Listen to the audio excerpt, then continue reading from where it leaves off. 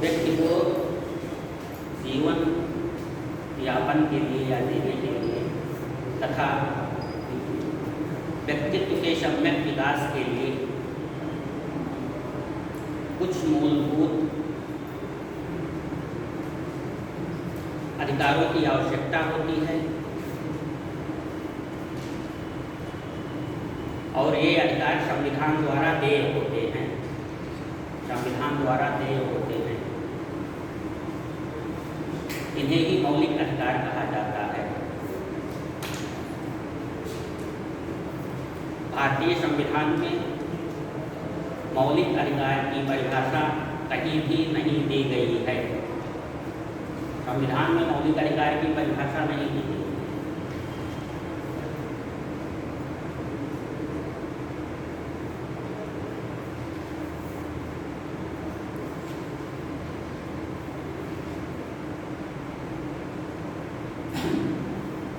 फिर भी संविधान द्वारा व्यापक मौलिक अधिकार प्रदान किए गए हैं। जितना अधिक अपने यहाँ मौलिक अधिकार प्रदान किया गया है उतना किसी भी देश में नहीं प्रदान किया गया है। मौलिक अधिकारों की व्यापक वर्णन जो है भारतीय संविधान में है, दिया गया है। मौलिक अधिकारों की उत्पत्ति ब्रिटेन से मानी जाती है, जब वहाँ की जनता राजा से अधिकारों की मांग करने लगी।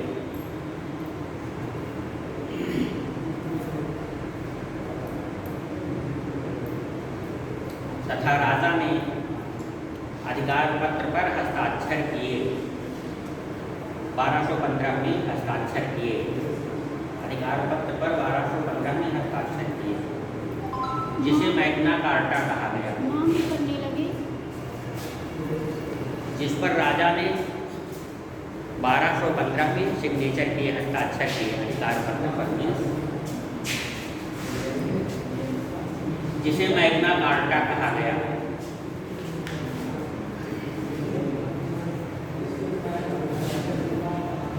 ठीक है, मैग्ना कार्टा वहीं से उत्पत्ति हुई जो है अधिकार। फिर पैरा चेंज कर दीजिए। भारत में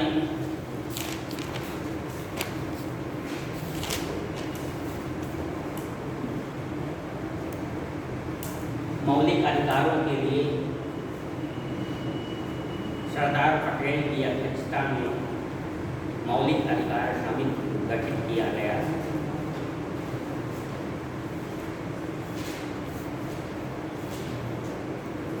कामा करके लिख लीजिए, उप समिति डैश करके जेबी कृपलानी, मतलब एक मुख्य समिति थी जिसके अध्यक्ष जो है सरदार पटेल थे, और फिर इस पर उप समिति भी बनी थी जिसके अध्यक्ष जेबी कृपलानी थे।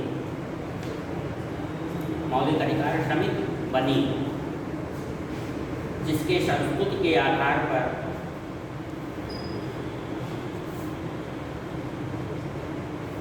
संविधान में मौलिक अधिकारों को रखा गया,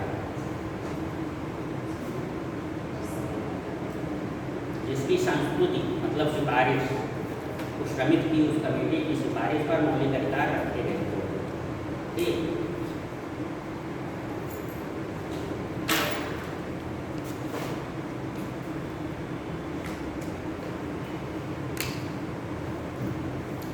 तो लिखिए, मौलिक अधिकार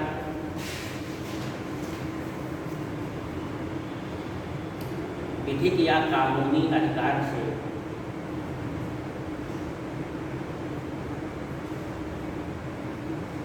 इस प्रकार से अलग है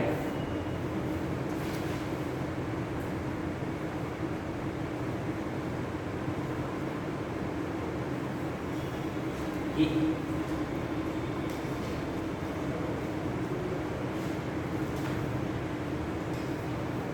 मौलिक अधिकारों के विधिक अधिकार का हनन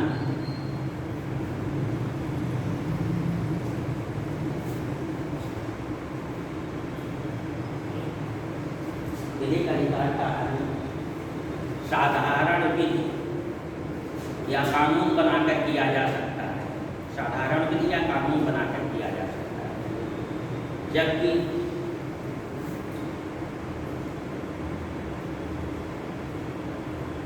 मौलिक अधिकारों का हनन केवल संविधान संशोधन द्वारा ही किया जा सकता है।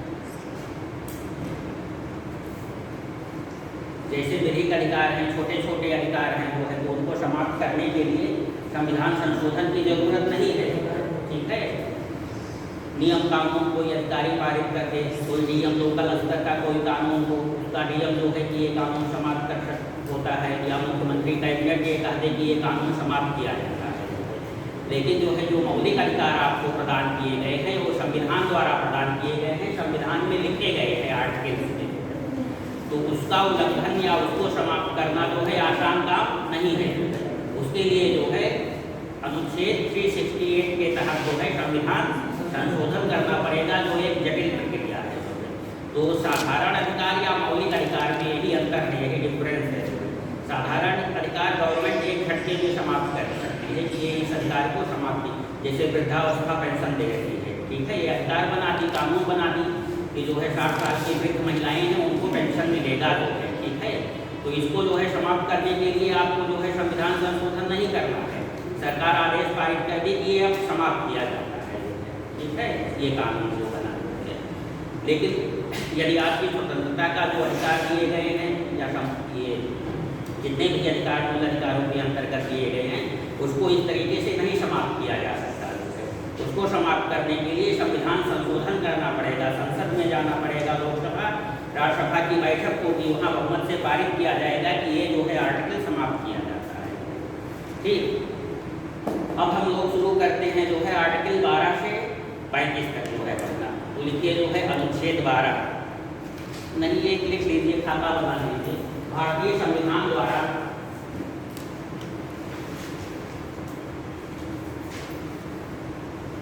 वर्तमान में निम्नलिखित अधिकार प्रदान किए गए हैं, निम्नलिखित मौलिक अधिकार प्रदान किए गए हैं।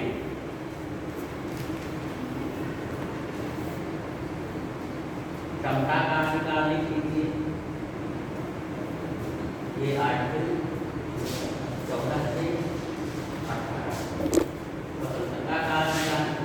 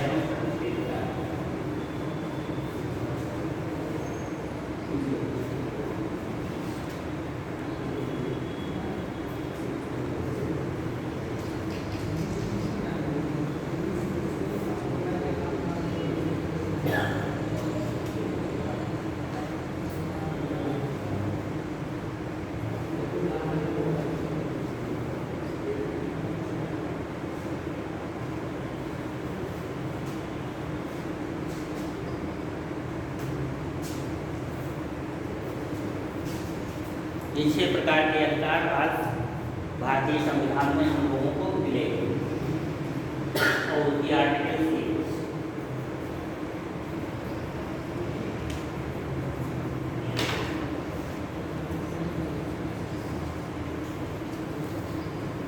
देखिए, संविधान के आरंभ में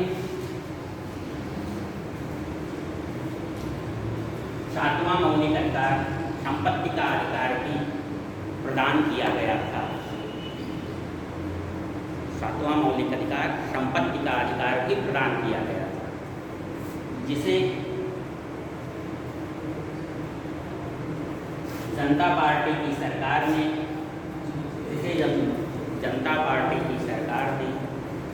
44वें संविधान संशोधन अधिनियम 44वें संविधान संशोधन अधिनियम 1978 द्वारा डिलीट कर दिया, समाप्त कर दिया। ठीक, तो समता, स्वतंत्रता, शोषण के विरुद्ध अधिकार, धर्म की स्वतंत्रता का अधिकार, शिक्षा एवं संस्कृति का अधिकार, संवैधानिक उपचारों का अधिकार।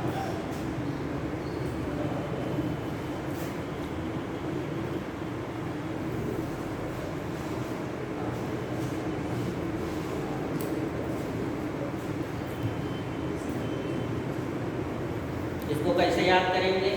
ये आते हैं आर्टिकल्स को। समता और स्वतंत्रता के लिए, ठीक है, समता और स्वतंत्रता के लिए शोषण दूर करो। तीन हो गया, समता, स्वतंत्रता, शोषण। तो समता और स्वतंत्रता तभी स्थापित होगी जब शोषण दूर होगा ना।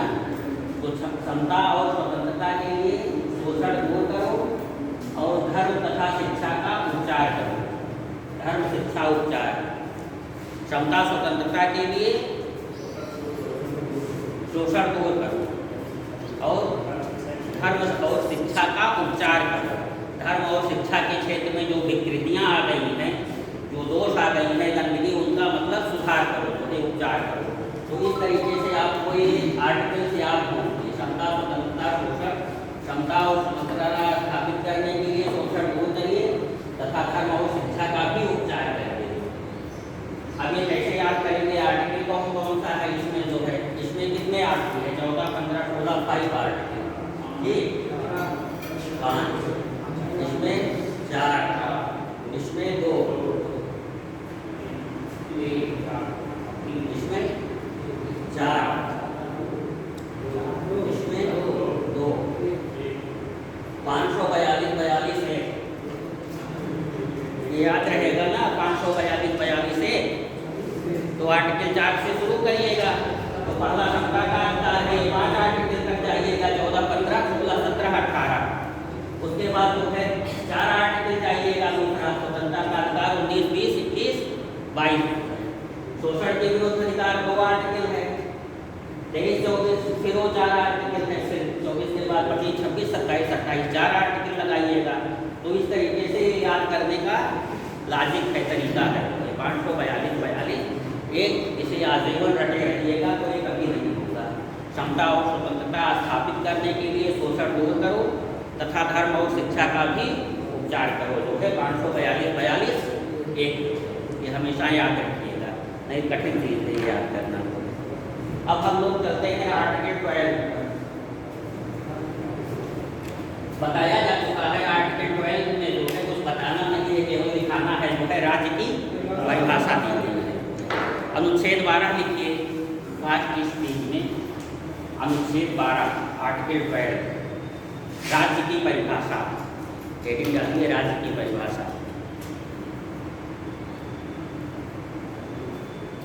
इस भाग में राज्य के अंतर्गत, मतलब इस भाग में राज्य के अंतर्गत मौलिक अधिकारों का जो चैप्टर है, बार बार राज्य यूज होता है। इस भाग में बार बार हर आर्टिकल में राज्य आएगा। तो राज्य से आप क्या समझेंगे वो बताया जा रहा है। इस भाग में राज्य के अंतर्गत भारत सरकार एवं संसद,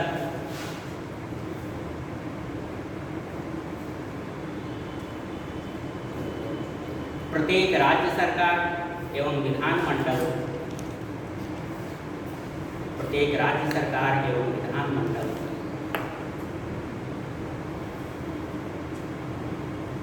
तथा भारत के राज्य क्षेत्र में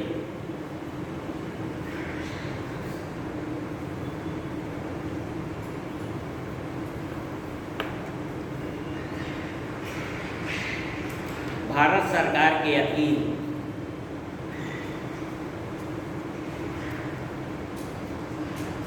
किसी भी पद पर कार्यरत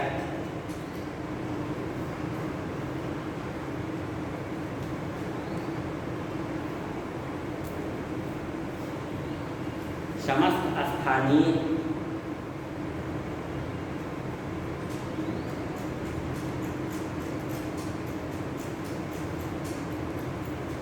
एवं अन्य प्राधिकारी हैं, एवं अन्य प्राधिकारी सम्मिलित हैं।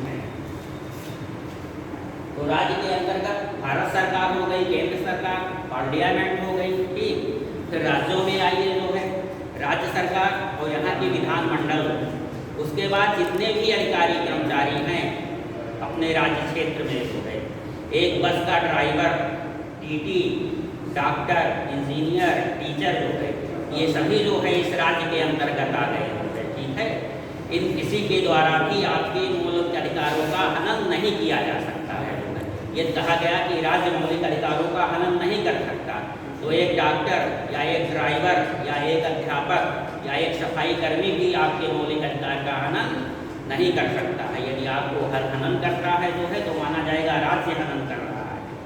राज्य के ही दो आदमी हैं जो है सब, तो आप वाद दाखिल कर सकती हैं हाई कोर्ट और सुप्रीम कोर्ट में आर्टिकल 32 के तहत, ठीक। फिर लिखिए आर्टिकल 13।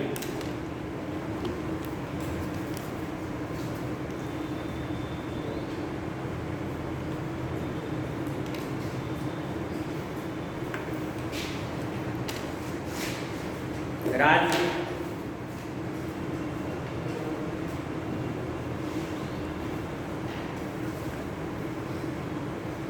किसी भी विधि द्वारा ना तो मौलिक अधिकार का हनन कर सकता है, ना तो मौलिक अधिकार का उल्लंघन कर सकता है, और ना ही उसे न्यून कर सकता है। न्यून मतलब कम, कि किसी मौलिक अधिकार को कम कर दिया जाए। ना तो मौलिक अधिकार का उल्लंघन कर सकता है, ना तो न्यून कर सकता है। तो आपके मौलिक अधिकारों की सुरक्षा की गई है आर्टिकल 13 में, ठीक। ये किसी को भी पावर नहीं है राज्य को जो है कि कोई कानून बना करके जो है आपके मौलिक अधिकार का उल्लंघन कर दे या जो है मौलिक अधिकारों में कमी कर दे। 6 अधिकार हैं, 5 कर दे या 4 कर दे, ऐसा नहीं कर सकती है। इस आर्टिकल में कहा गया राज्य यदि कोई ऐसा कानून बनाती है, देखिए उसी में राज्य यदि कोई ऐसा कानून बनाती है जो मौलिक अधिकार का उल्लंघन कर रहा है,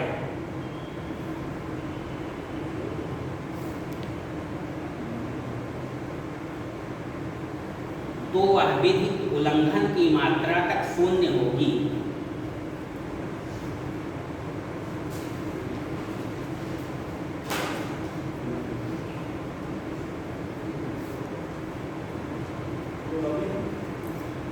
उल्लंघन की मात्रा तक शून्य होगी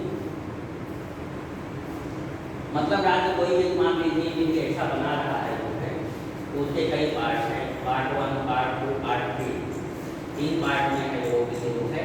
तो मान लीजिए दूसरा पार्ट उसका आपके मौलिक अधिकारों का उल्लंघन कर रहा है, पूरा नहीं है, तो मतलब पार्ट मौलिक अधिकार का उल्लंघन कर रहा है वो शून्य हो जाएगा, उसे विधि नहीं माना जाएगा, ठीक, वो निरस्त होगा।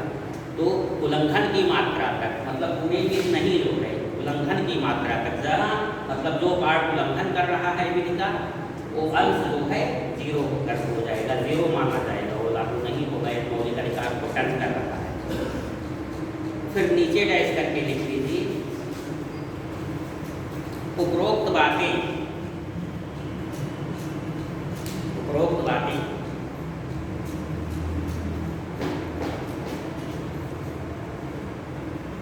अनुच्छेद 368 द्वारा संविधान संशोधन पर लागू नहीं होती है, संविधान संशोधन पर लागू नहीं होती है। 368 द्वारा किए गए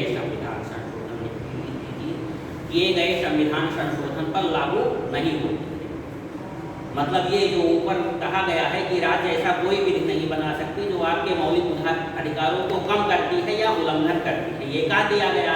लेकिन हर बात में अपवाद होता है, तो नीचे यह भी कह दिया गया कि अगर संविधान का संशोधन करके 368 के तहत मौलिक अधिकार का उल्लंघन किया जाता है या कम किया जाता है तो विधि जो है मान्य होगी, वो अमान्य नहीं होगी, वो संविधान संशोधन अवैधानिक नहीं होगा। तो संविधान संशोधन करके आपके 6 मौलिक अधिकार हैं, 4 मौलिक अधिकार किया जा सकता है, ठीक है। मतलब साधारण विधि द्वारा नहीं, संविधान संशोधन करके कम किया जा सकता है। और इसीलिए जो है 7 जो है मौलिक अधिकार थे, 7 संपत्ति का अधिकार जो है 44वें संविधान संशोधन लाया गया जो है तब समाप्त किया गया। क्या चीज नहीं, तो उसी समय से जोड़ा गया। जो बाद में जोड़ा जाता है वो खागा करके दिया जाता है वो आर्टिकल, ठीक है। ये एक्चुअली में 13(4) है, 13 में कई पार्ट हैं। ये जो हम नीचे लिखाए हैं ये 13(4) है। तो जो आपको पढ़ने हैं जो है वही जो इम्पॉर्टेंट है वही लिखाया जाता है ना। सारे आर्टिकल आप पढ़ पाएंगे, सारे पार्ट जो है। क्वेश्चन में ये इतना आएगा कि संविधान द्वारा मौलिक अधिकारों का संरक्षण किस आर्टिकल के तहत दिया गया है, ठीक है। या राज्य कोई भी ऐसी विधि नहीं बनाएगा जो मौलिक अधिकारों का अतिक्रमण करता है या कम करता है, ये किस आर्टिकल में है। अब उसके अंदर क्या पार्ट है ये इसमें नहीं पूछा जाएगा, जो पार्ट जरूरी होगा जिस आर्टिकल में उसको हम बताते चलेंगे, ठीक। तो ये समाप्त होता है, मतलब संविधान संशोधन द्वारा आर्टिकल 13 में जो है मौलिक अधिकारों की सुरक्षा दी गई है। जो है राज्य उसे समाप्त करना चाहता है या कम करना चाहता है या उल्लंघन करना चाहता है, कोई विधि बना देता है तो विधिमान्य नहीं होगी वो जो है। हाँ, अगर उसने संविधान संशोधन के द्वारा ऐसा किया है जो है आपके मौलिक अधिकारों को सीमित किया है तो मान्य होगा, जो है वो छूट दे दी गई है इसी आर्टिकल में। अब आर्टिकल 14 चलिए, अनुच्छेद 14 समता का अधिकार डाल लीजिए बीच में हेडिंग समता का अधिकार, अनुच्छेद 14।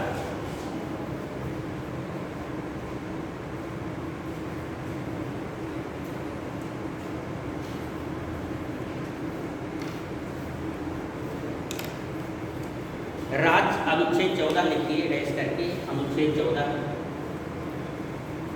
राज्य किसी भी व्यक्ति को विधि के समक्ष समता तथा विधियों के समान संरक्षण से वंचित नहीं करेगा।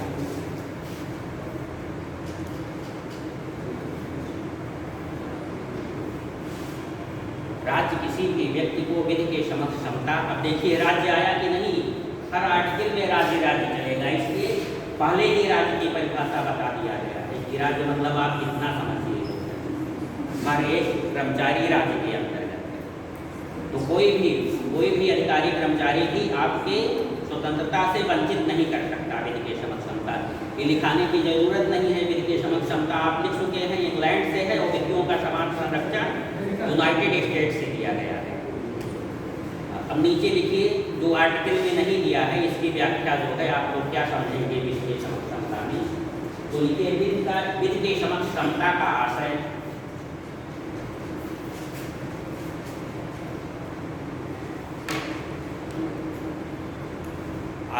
सभी व्यक्तियों के लिए एक समान विधि होगी, सभी व्यक्तियों के लिए एक समान विधि होगी।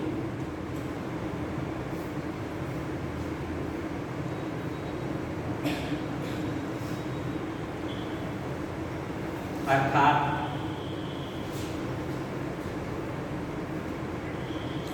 विधि के संबंध में किसी भी व्यक्ति को विशेषाधिकार प्राप्त नहीं होगा। मतलब कोई भी विशेषाधिकार, कोई VIP नहीं होगा कि हम मर्डर कर दिए तो हमारे ऊपर जो है दूसरी सजा होगी और VIP व्यक्ति जो है DM SDM मर्डर कर दिया तो उसके लिए दूसरा कानून होगा, ऐसी बात नहीं है। विधि के समक्ष एक ही विधि से सभी लोग शासित किए जाएंगे, ठीक है। फिर लिखिए विधियों के समान संरक्षण का आशय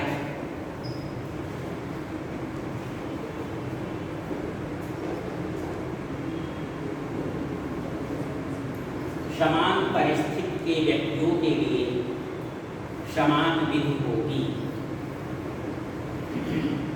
समान परिस्थिति के व्यक्तियों के लिए समान विधि होगी। अर्थात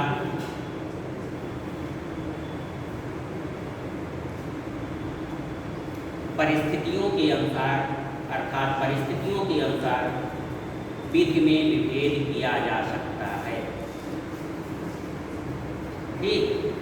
वहाँ विधि के समक्ष समता एक समान विधि सभी के लिए और यहाँ विभेद किया जा सकता है परिस्थिति के अनुसार।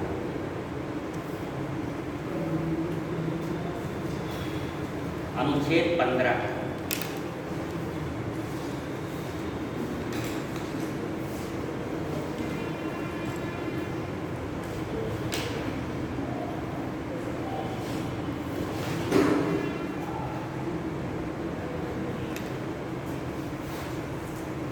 धर्म, मूल, वंश, जात, लिंग, जन्मस्थान आदि के आधार। धर्म, मूल, वंश,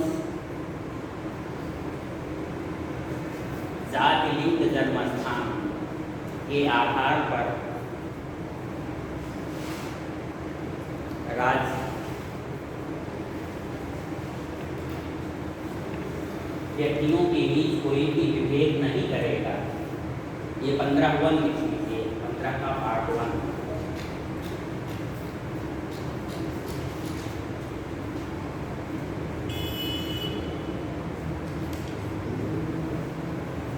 ठीक है।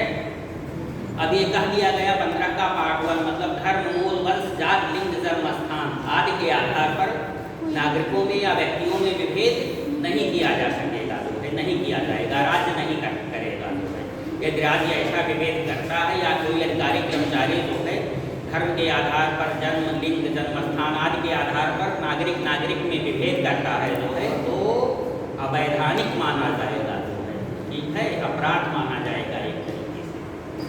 अब इसकी व्याख्या की गई है, इसी सब की व्याख्या की गई है इसी लाइन की अन्य पार्ट में जो है।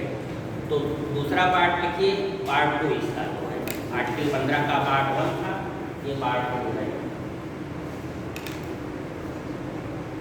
धर्म, मूल, वंश, जाति, लिंग, जन्मस्थान के आधार पर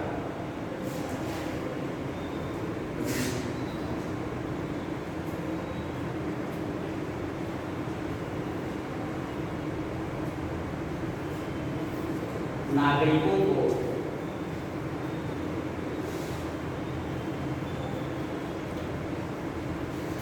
सार्वजनिक स्थानों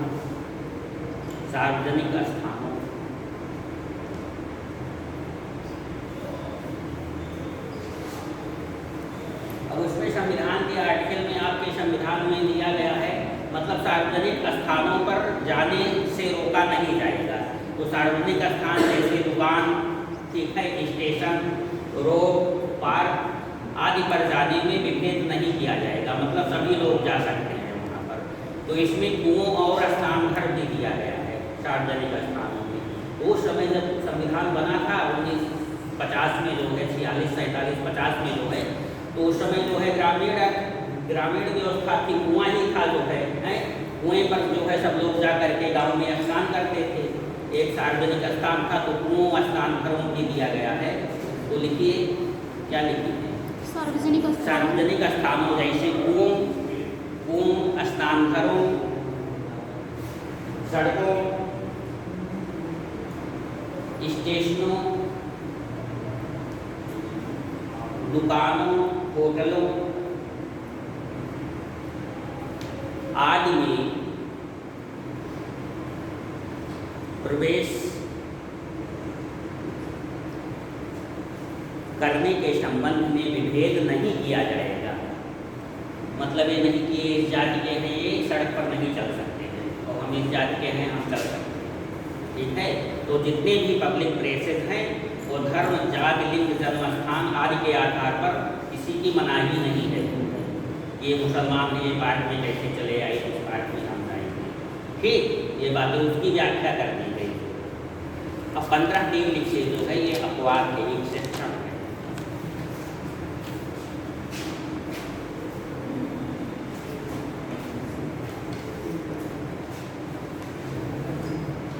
यदि राज्य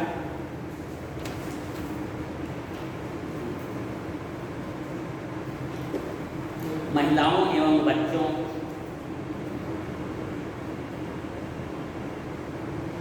के हित में कोई कानून बनाती है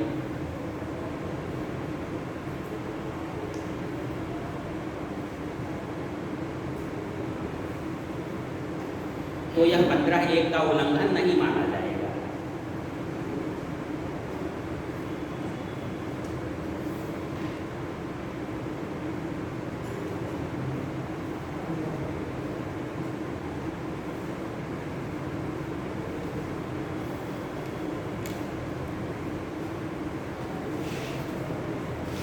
कि मतलब महिलाओं और बच्चों के लिए छूट दे दी गई। यदि महिलाओं और बच्चों के लिए विकास के लिए अलग से कोई कानून बनाती है तो छूट है जो है पुरुष ये नहीं कह सकता कि ये अधिकार हमें भी दिया जाए जो महिलाओं को दिया गया है कोई अधिकार। जैसे महिलाओं के लिए आरक्षण दिया जाता है बहुत सारे जगहों पर, तो पुरुष ये मांग नहीं कर सकते थे क्योंकि महिलाओं को संविधान में ही ये व्यवस्था कर दी गई तो वो जायज़ है, वो वैधानिक है। आपके लिए नहीं व्यवस्था की गई है संविधान में तो आप नहीं मान सकते। ये मत कहो कि ये विभेद किया जा रहा है, वो विभेद नहीं माना गया है। ठीक है, बात समझ में आई कि नहीं आई ना? अब इसी तरीके से 15(4) की है एक छूट 15(4) में भी दी गई है। तो लिखिए सामाजिक एवं शैक्षिक दृष्टि से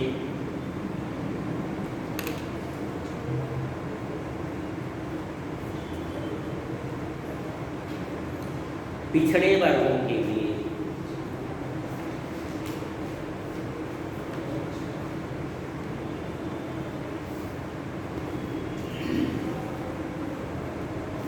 तथा SC/ST लिख लीजिए 60 में अनुसूचित जातियों एवं जनजातियों तथा SC/ST की उन्नति के लिए यदि राज्य कोई विधि बनाती है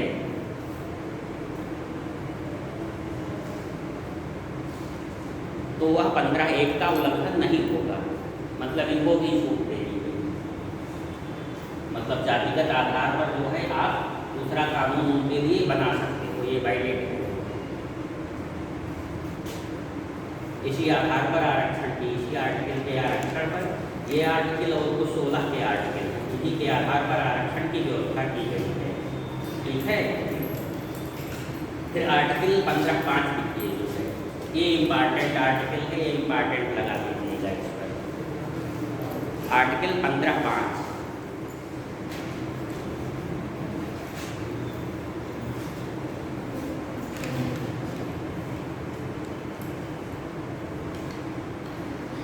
पिछड़े वर्गों के लिए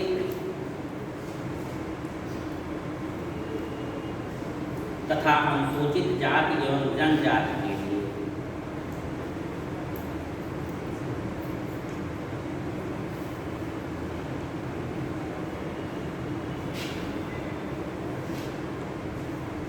जनजातियों के लिए राज्य द्वारा सहायता प्राप्त स्कूलों, राज्य द्वारा सहायता प्राप्त शिक्षण संस्थाओं,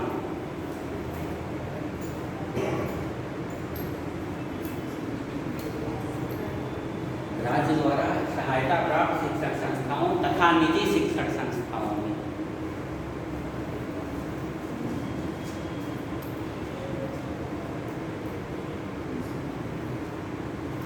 प्रवेश के लिए राज्य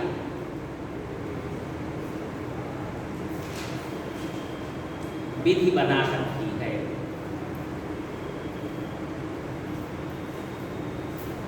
ठीक है, तो अनुच्छेद 15(5) इसके नीचे लिखिए 93वां संविधान संशोधन अधिनियम 2005। ये जो है जोड़ा गया आर्टिकल है 93वां संविधान संशोधन 2005 द्वारा ये जोड़ा गया।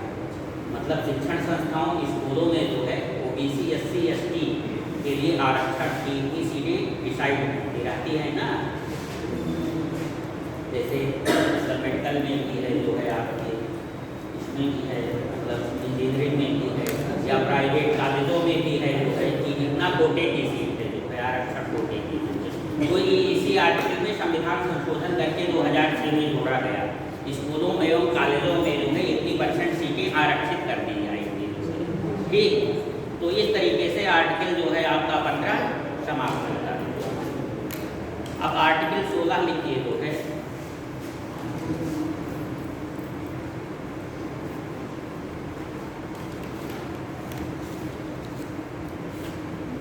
लोक नियोजन के विषय में अवसर की क्षमता। ये रेडिंग है, लोक नियोजन के विषय में अवसर की क्षमता। लोक नियोजन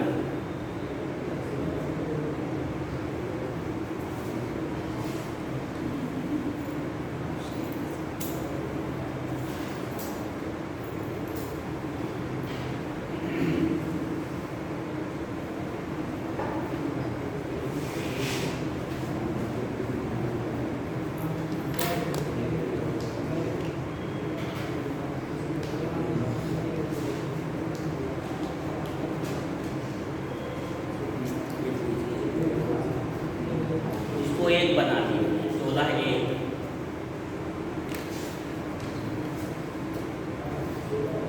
लोक नियोजन के विषय में, लोक नियोजन के लिए लिखे हैं ना, ऊपर विषय में लिख लीजिए। लोक नियोजन के विषय में अवसर की क्षमता होगी, अवसर की क्षमता होगी। फिर 16 लिखिए।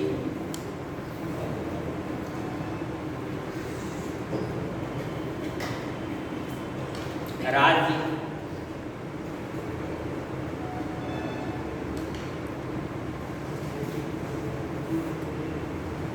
किसी भी नागरिक को, राज्य किसी भी नागरिक को धर्म, मूल, वंश,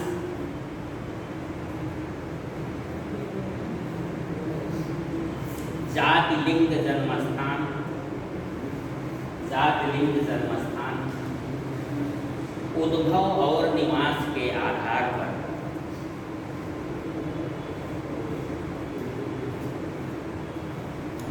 किसी को भी अवसर की क्षमता से वंचित नहीं करेगा।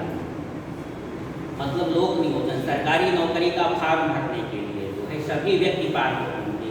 ये नहीं कि आप हिंदू हैं नहीं भर सकते, आप मुसलमान हैं भर सकते हैं जो है, या आप अग्री जाति के हैं आप भर सकते हैं, पिछड़ी जाति के लोग फॉर्म को नहीं अप्लाई कर सकते हैं। तो इस आधार पर विभेद नहीं किया जाएगा। लोक नियोजन मतलब लोक पद को प्राप्त करने के लिए सबको समान अवसर प्रदान किए जाएंगे।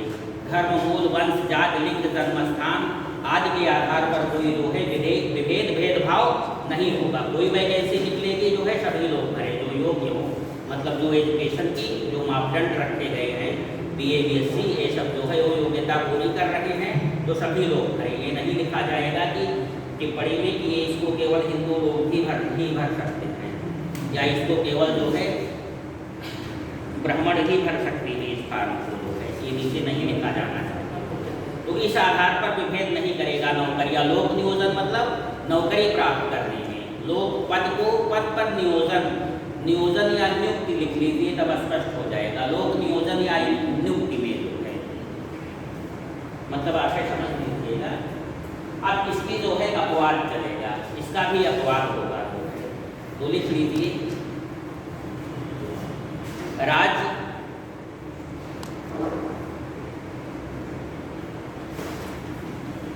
किसी भी पद के लिए, किसी पद के लिए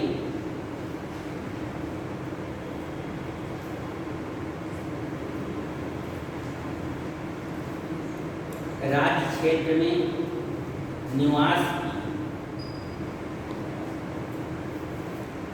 शर्त लागू कर सकती है, निवास की शर्त लागू कर सकती है। ये छूट दे दिया गया, एक बार तो कह दिया गया फिर ड्यूटी अनुसार छूट दिया जा रहा है। जैसे उत्तराखंड है, गरीब मुल्क है, पिछड़ा हुआ है समाज, वहाँ के लोग रोजगार नहीं है, वहाँ पर जो है पहाड़ी एरिया है, तो ये नहीं कि कोई नौकरी निकले जो है तो बाहर के लोग आकर के भर्ती हो जाएंगे हैं। बाहर के लोग जाहिर सी बात है वो पिछड़ा हुआ, स्कूल कॉलेज भी उतने नहीं है, पहाड़ी एरिया है जो है, तो पढ़ाई लिखाई में भी पीछे होंगे। तो मान लीजिए कोई फॉर्म निकला जो है, वैकेंसी निकली दरोगा की जो है, तो पढ़ाई लिखाई बाहर के लोगों की अच्छी है कंपेरिजन में उत्तराखंड से जो है, तो वहाँ पर लोग जो है बाहर के लोग आ जाएंगे, वहाँ के बेचारों को नौकरी ही नहीं मिलेगी। तो ये निवास की योग्यता, निवास की शर्त यदि राज्य आवश्यक समझे तो डाल सकता है जो है, ठीक। तो ये शर्त मतलब अपवाद रख दिया गया। नंबर जो है तीसरा लिखिए, पहला, दूसरा, तीसरा ये था, तीसरा यही था ना, चौथा लिखिए।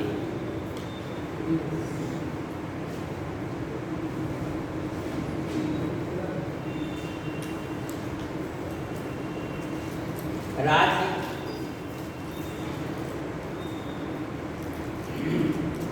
पिछड़े वर्ग के लोगों के लिए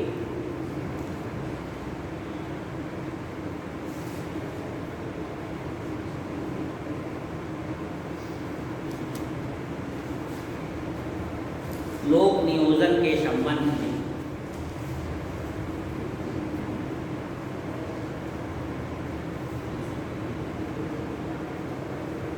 अलग से कोई भी उपबंध कर सकती है, अलग से कोई भी उपबंध कर सकती है।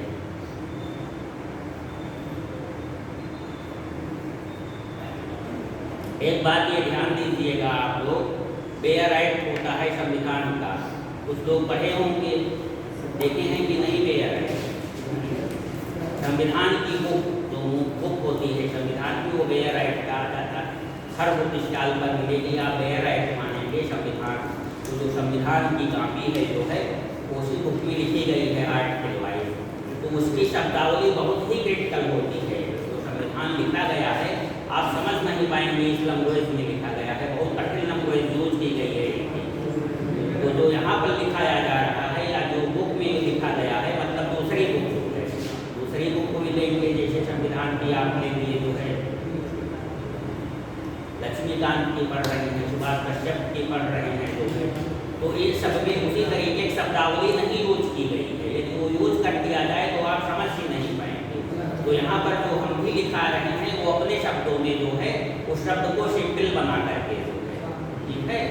जैसे लागू नहीं होगी तो वहाँ लिखा है विध मान्य नहीं होगी, हम लिखाएंगे ऊपर की बातें जो है, तो उसमें लिखा है उपरोक्त उपबंध, उपरोक्त उपबंध जो है, तब इस तरीके की सारी शब्दावली यूज की गई है जो है, तो उसको सरल करके लिखाया गया है। ये नहीं कि यहाँ पर जो लिखाया जा रहा है वही मतलब शब्द टू शब्द जो है संविधान में लिखा गया है, ऐसी बात नहीं है जो है, उसको सिंपल बना करके शब्दावली लिखाई जा रही, समझाई जा रही है, ठीक। 15/4 था, हाँ 16/4 का आगे लिखिए, 16/4 का, हाँ ये अलग आर्टिकल, 16/4 का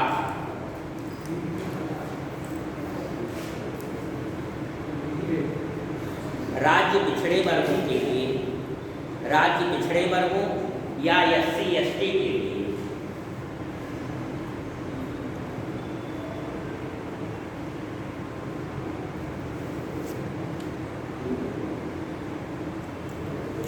जिनका की किसी सेवा में प्रतिनिधित्व कम है, किसी सेवा में प्रतिनिधित्व कम है,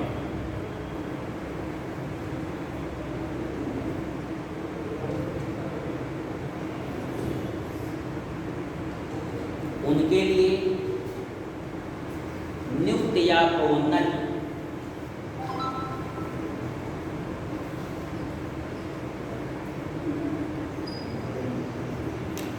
के लिए आगामी वर्षों में भी उपबंध कर सकती है, आगामी वर्षों में भी उपबंध कर सकती है।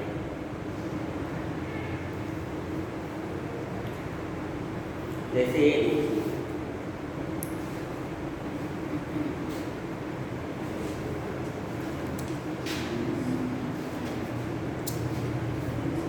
ये समझिए, ये संशोधन करके जोड़ा गया है और इसे बैकलॉग भर्ती कहते हैं। बैकलॉग भर्ती जानते हैं, सुने हैं कि नहीं है? बैकलॉग निकलता है ना, वो केवल जो है पिछड़ी जातियां ही भर सकती हैं या SC/ST ही भर सकते हैं, पूरी की पूरी वैकेंसी। PCS में पहले बहुत बैकलॉग निकलता था, 5-6 साल पहले बैकलॉग जो है, बैकलॉग वैकेंसी है, तो उसमें जनरल लोग फार्म ही नहीं अप्लाई कर पाते थे, वो प्रतिबंधित था। ये वैकेंसी केवल जो है पिछड़ी जातियों के लिए या SC/ST के लिए ही जो है आरक्षित है, पूरी की पूरी वैकेंसी। उसमें दूसरे लोग जो है अपर कास्ट के लोग नहीं अप्लाई, तो ये बैकलॉग वैकेंसी होती है। बैकलॉग जो है मतलब पीछे से लॉक कर दिया गया। जैसे 2018 में जो है पुलिस सेवा में या इंटेलिजेंस में, समझ लीजिए इंटेलिजेंस की वैकेंसी निकली जो है, तो 2018 में जो है पिछड़े वर्गों की जो है प्रतिनिधित्व बहुत कम था। मान लीजिए 5000 है जो है, 5000 पोस्ट हैं इस पर जो है इस समय, तो 5000 में जो है मतलब 1000 ही पर जो है 1000 पर ही जो है SC/ST और पिछड़े थे जो है, और सब 4000 जनरल लोग थे इस पर 2018 में, ठीक है। तो निकाली जा रही है 2022 की वैकेंसी जो है, 22 की वैकेंसी, लेकिन ये देखा जा रहा है 22 की वैकेंसी निकाल करके जो है ये कह दिया गया ये बैकलॉग की वैकेंसी है, बैकलॉग की वैकेंसी है, बैकलॉग की वैकेंसी है। है और इसको केवल ओबीसी और पिछड़े लोग ओबीसी एससी एसटी ही भर सकेंगे, जनरल लोग नहीं भर सकेंगे। ठीक है, तो ये पीछे से ही लागू कर दिया गया।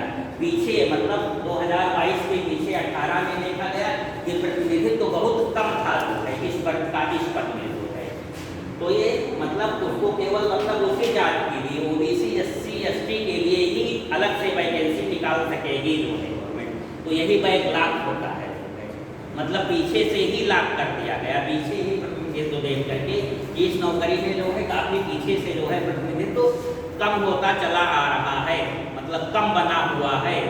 तो सभी को समानता, तो एससी एसटी और ओबीसी को भरने के लिए इनके लिए स्पेशल वैकेंसी निकाल दी जाएगी कि इंटेलिजेंस की ये वैकेंसी निकली है, नीचे ये केवल जो है पिछड़े वर्ग या एससी एसटी वर्ग के ही लोग पात्र होंगे भरने के लिए, जनरल लोग सामान्य लोग अपात्र होंगे इसको भरने के लिए।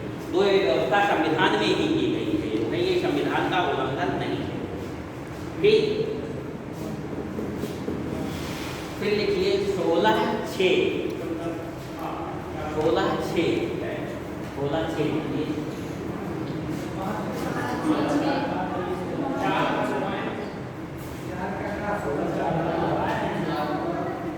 16(6) लिखिए, 5 मत लिखिए, 16(6) लिखिए।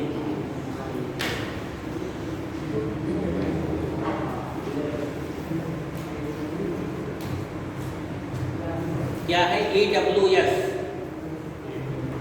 ईडब्ल्यूएस आरक्षण की व्यवस्था कर दी गई है 10%, और 2 दिन पहले वो कोर्ट ने उसे जो है स्वीकार कर लिया है। 3 जज उसके समर्थन में जो है वोटिंग किए और 2 जज जो है विरोध किए उसका, तो बहुमत से वो जो है स्वीकार कर लिया। जज ने जो है उसे मान्यता दे दी सुप्रीम कोर्ट ने कि ईडब्ल्यूएस जो आरक्षण की व्यवस्था जो है गवर्नमेंट ने की है वो वैलिड है जो है। ठीक है, जैसे न्यायिक पुनरावलोकन पढ़े हैं ना, बताया गया है कि कोई भी संविधान संशोधन हो सुप्रीम कोर्ट ये देख सकती है कि वो संविधान के अनुसार है या नहीं है जो है। यदि नहीं है तो हम शून्य घोषित करते हैं, वो भी मान्य नहीं होगा। शांत रहिए, ध्यान से सुनिए, ठीक है, फिर नहीं समझ में आएगा।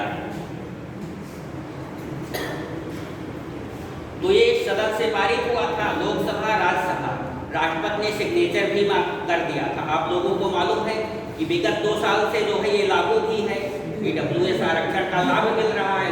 तब भी कोर्ट में गया था ये जो है, तो न्यायिक समीक्षा के लिए कोई रिट कर दिया जो है कि ये जो है संविधान के अनुसार नहीं, इसे रद्द होना चाहिए। तो सरकार को अपना लागू कर दी थी जो है, रिजल्ट भी निकल रहे थे इसके अनुसार जो है, कई लोग सिलेक्शन भी पाए गए, बहुत सारे लोग। तब भी एक मैटर कोर्ट में था, 2-3 दिन पहले जो है इस पर फाइनल डिसीजन दे दिया कोर्ट।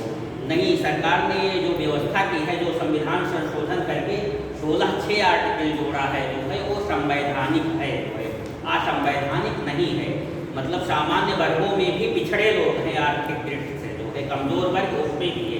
ये नहीं कि ब्राह्मण में सभी लोग जो है मतलब संपन्न है हर तरीके से। बहुत सारे ब्राह्मण जो है लोग हैं जो है जो पिछड़े हुए हैं, गरीब हैं जो है, तो उनके लिए जो ये सरकार व्यवस्था की है जो है सवर्णों के लिए, ब्राह्मण क्षत्रिय वैश्य के लिए जो है, ठाकुर के लिए, मतलब उन सब में जो गरीब लोग हैं जो है उनको 10% आरक्षण दिया जाए, ये वैलिड है, ये संविधान का उल्लंघन नहीं कर रही है।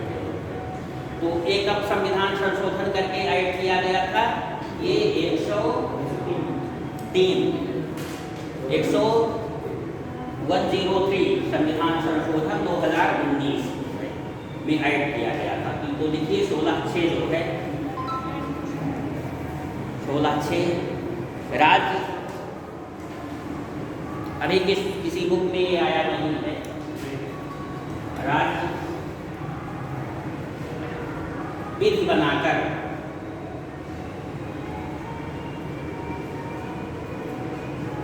सामान्य वर्गों में आर्थिक दृष्टि से, आर्थिक आरक्षण है, आर्थिक दृष्टि से है, और जितने आरक्षण थे ओबीसी एससी एसटी और जातिगत आरक्षण थे, राज्य सामान्य वर्गों के आर्थिक दृष्टि से पिछड़े हुए लोगों के लिए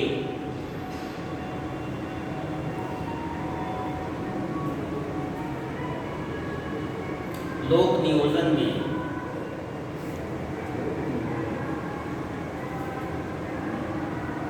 आरक्षण की व्यवस्था कर सकती है। मतलब ये संविधान संशोधन करके ये आर्टिकल बाकायदे जोड़ा गया संविधान में।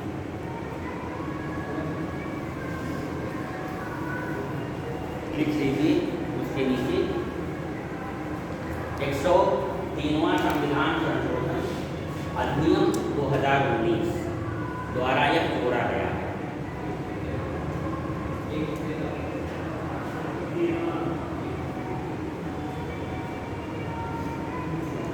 ठीक है, तो नोट लिख लीजिए। नोट इसकी 10% की EWS आरक्षण व्यवस्था की गई है। EWS आरक्षण 10%। मतलब ये नहीं है संविधान में, अब तो कानून बनेगा तो है, कानून सरकार जो है वो सरकार कानून बनाएगी। ठीक, तो ये लोक नियोजन आर्टिकल 16 जो है, लोक नियोजन मतलब नौकरियों के लिए क्या प्रावधान है, विभेद नहीं किया जा सकेगा। धर्म, मूल, वंश, जाति, लिंग, धर्म स्थान आदि के आधार पर होते। फिर उसके अपवाद बताए गए। राज्य निवास का अपवाद कर सकती है, निवास की योग्यता लागू कर सकती है, या पिछड़े वर्गों को जो है आरक्षण दे सकती है, SC ST को आरक्षण दे सकती है। और फिर अभी नया जोड़ा गया कि जनरल में जो पिछड़े लोग हैं उनके लिए भी 10% आरक्षण दिया गया है। आर्टिकल 17 लिखिए, बहुत ही आसान है, इसमें कुछ नहीं है। आर्टिकल 17 अनुच्छेद 17 अस्पृश्यता का अंत। अस्पृश्यता का अंत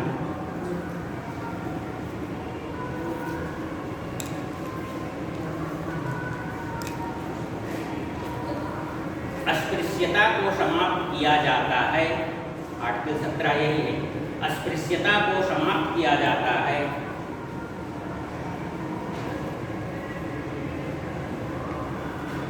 तथा इस तरीके का आचरण प्रतिषिद्ध और दंडनीय होगा। इस तरीके का आचरण प्रतिषिद्ध एवं दंडनीय होगा। मतलब यदि कोई जो है इस तरीके का छुआछूत करता है दूसरे लोगों से, दलित लोगों से या किसी अन्य लोगों से छुआछूत करता है कि यहाँ नहीं बैठ सकते हो, यहाँ नहीं आ सकते हो, हमारे घर आए हो तो ज़मीन पर बैठो, कुर्सी चारपाई तुम्हें नहीं देंगे। अब भी अस्पृश्यता है। आप लोग बताइए, जो सामान्य वर्ग के लड़के लड़कियां हैं, क्या हरिजन के घर जाकर के खाना खाएंगे? आप लोग खाते हैं? खा लेते हैं? चलिए तब अच्छी बात है। लेकिन अब भी ये बातें हैं जो है, अभी ये बातें हैं। या कोई लेबर वगैरह आ जाता है तो उसके लिए अलग गिलास की ही व्यवस्था की गई है, जो है अलग बर्तन की, अलग इसमें पानी नहीं दिया जाए। ठीक है, तो ये आचरण जो है